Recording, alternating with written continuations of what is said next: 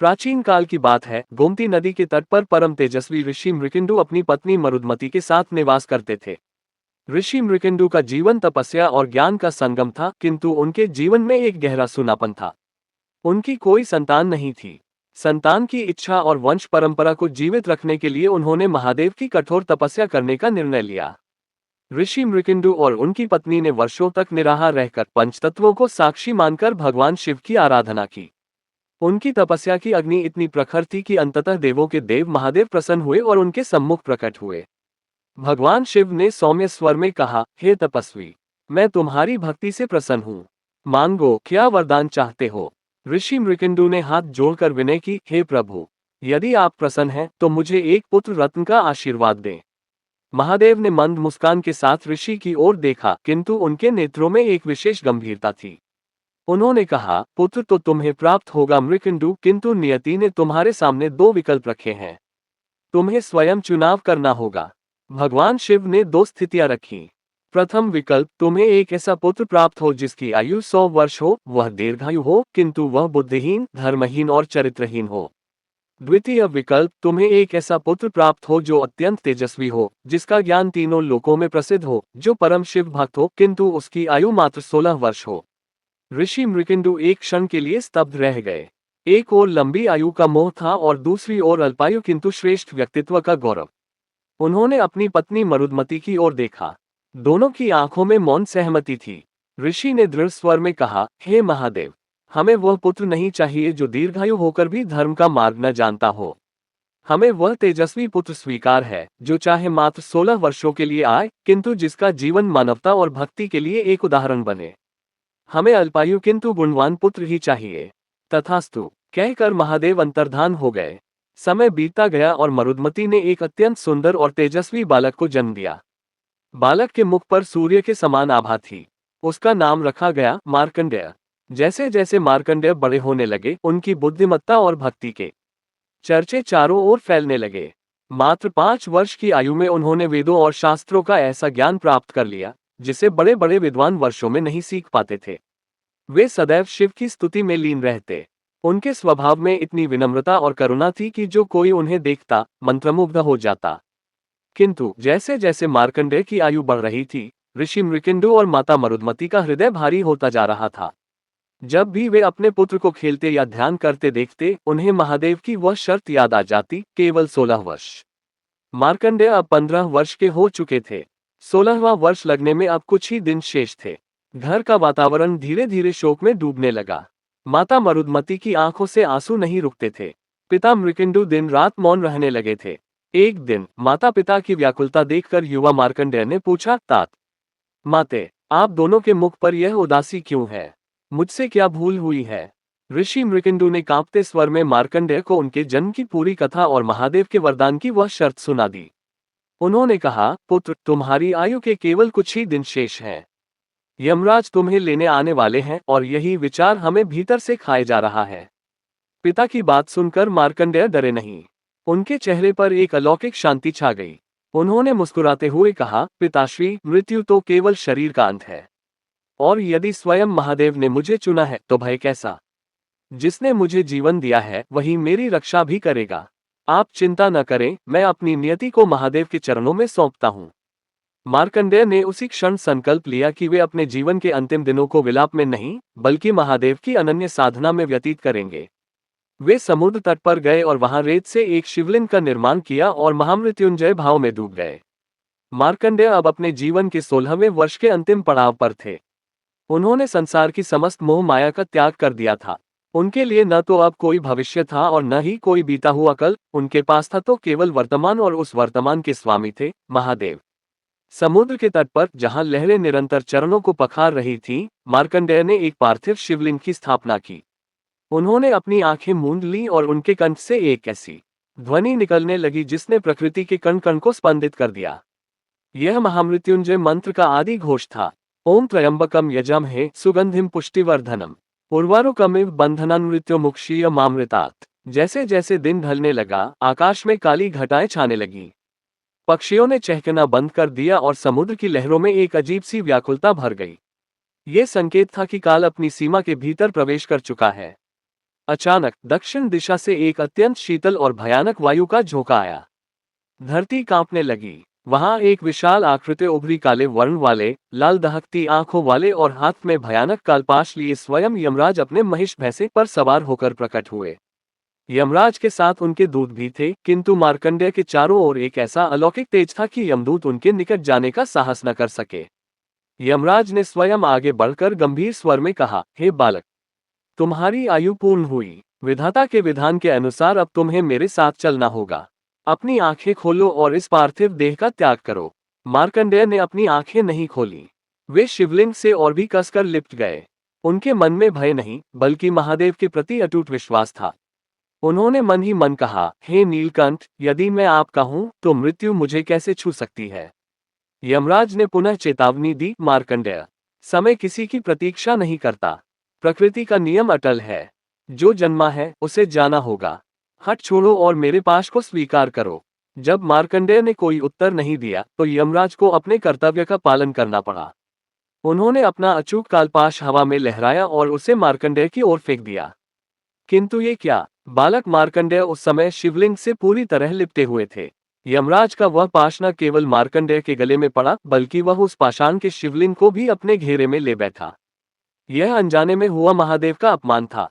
जैसे ही पाश शिवलिंग को छुआ, पूरा ब्रह्मांड कांप उठा। अचानक उस शिवलिंग के भीतर से एक प्रचंड विस्फोट हुआ। ऐसा लगा मानो करोड़ों सूर्य एक साथ उदय हो गए हों। दिव्य प्रकाश के बीच से अत्यंत रौद्र रूप में त्रिशूल धारण किए भगवान शिव प्रकट हुए। शिव के इस रूप को कालांतक कहा गया, अर्थात काल का भी अंत करने वाले।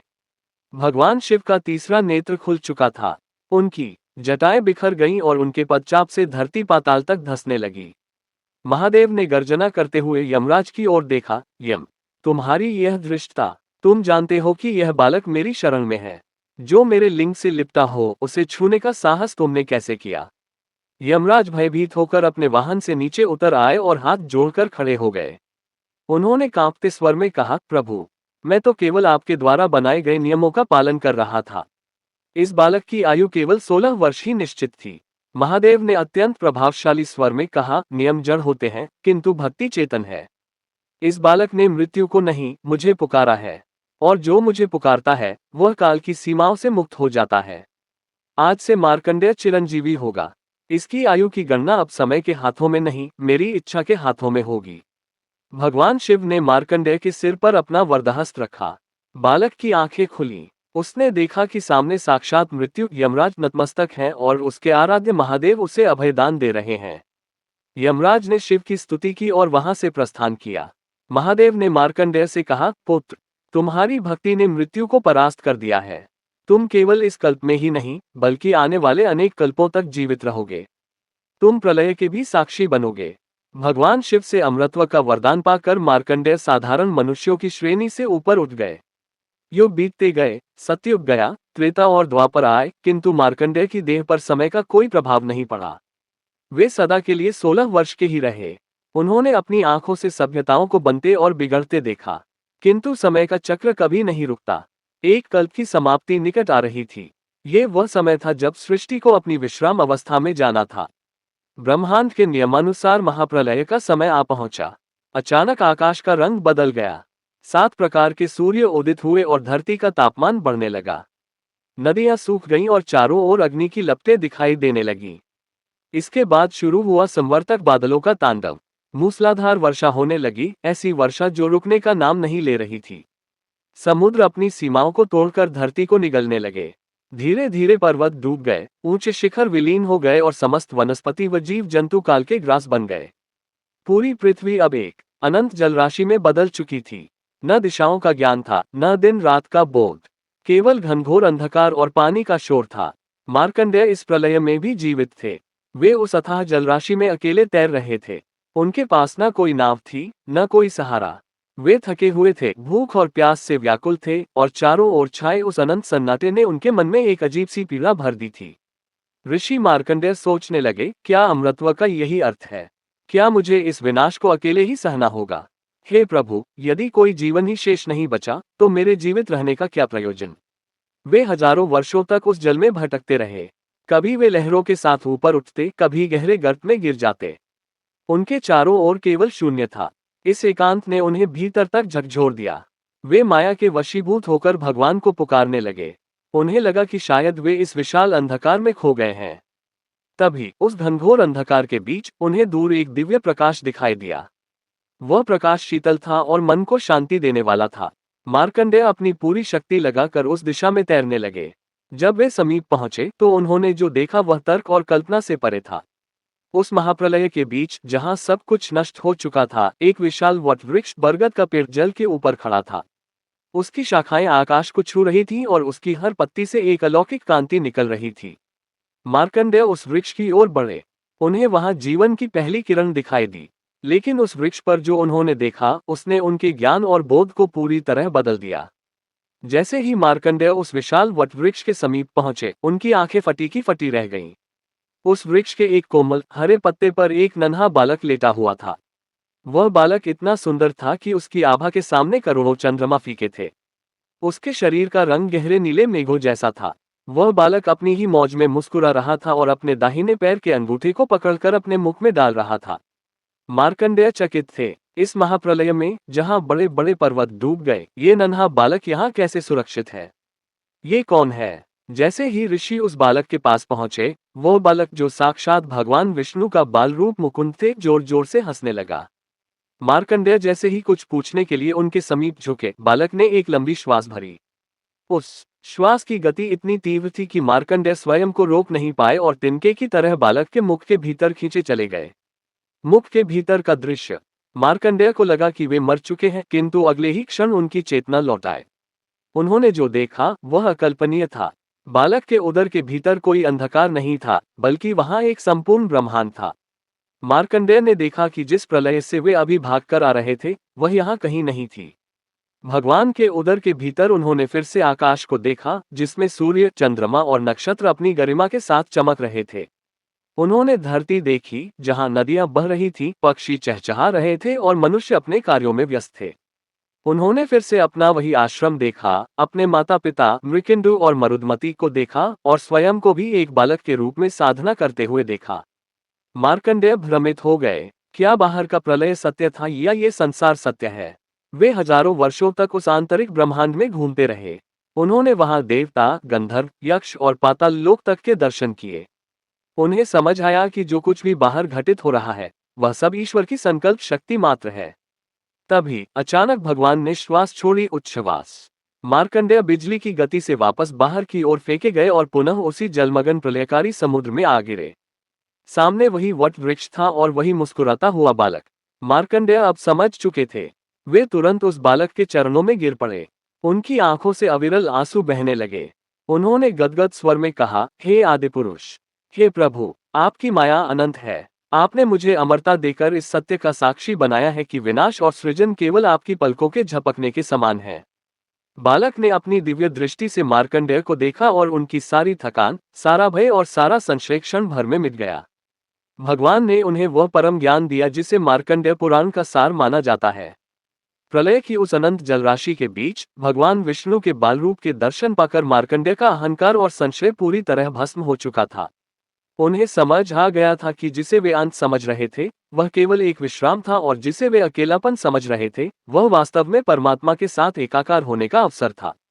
बाल मुकुंद ने मुस्कुराते हुए मार्कंडेय से कहा, हे ऋषि, तुम मेरी माया के साक्षी बने हो। अब समय है कि तुम पुनः अपनी साधना में लीन हो जाओ, क्योंकि नई सृष्टि का उदय निकट है। जैसे ही भगवान ने ये कहा, वट वृक्ष, वह दिव्य बालक और प्रलय का भयानक दृश्य सब कुछ ओझल हो गया। मार्कंडेय ने स्वयं को पुनः अपने उसी आश्रम में पाया जहां से उनकी यात्रा शुरू हुई थी। प्रकृति फिर से हरी भरी थी, सूर्य की किरणें धरा को चूम रही थीं और चारों ओर जीवन का संचार हो रहा था। अमृतत्व के वरदान के कारण मार्कंडेय ने न केवल उस कल्प को देखा, बल्कि आने वाले कई मनवंतरों के मार्गदर्शक बने। उन्होंने अपने अनुभवों, प्रलय के दृश्यों और भगवान से प्राप्त ज्ञान को लिपिबद्ध किया, जिसे आज हम मार्कंडेय पुराण के नाम से जानते हैं। इसी पुराण में देवी महात्म्य, दुर्गा सप्तशती जैसा अनमोल रत्न भी समाहित है, जो शक्ति की उपासना का आधार है। ऋषि मार्कंडेय की यह कहानी हमें 3 बड़े सत्य सिखाती है। भक्ति बनाम नियति। यदि भक्ति मार्कंडेय जैसी अटल हो, तो स्वयं विधाता को भी अपने लिखे लेख 16 वर्ष की आयु को बदलना पड़ता है। मृत्यु का भय। मृत्यु केवल एक द्वार है।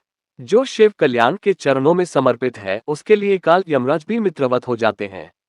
ईश्वर की माया, ये संसार परमात्मा का एक स्वप्न मात्र है। प्रलय और सृजन केवल उसकी श्वासों का आना जाना है। आज भी माना जाता है कि सप्तऋषियों और चिरंजीवियों में शामिल ऋषि मार्कंडेय हिमालय की किसी कंदरा में अदृश्य रूप में तपस्यारत हैं। वे उन लोगों को शक्ति प्रदान करते हैं जो महामृत्युंजय मंत्र का श्रद्धा पूर्वक जाप करते हैं। उनकी कथा हमें याद दिलाती है कि समय टाइम बलवान है, लेकिन जो समय के स्वामी महाकाल की शरण में है, वह कालजयी है। अगर आपको यह वीडियो अच्छा लगा हो तो लाइक और सब्सक्राइब करें और अपने दोस्तों को शेयर करते हुए एक अच्छा सा कमेंट भी अवश्य करें। धन्यवाद।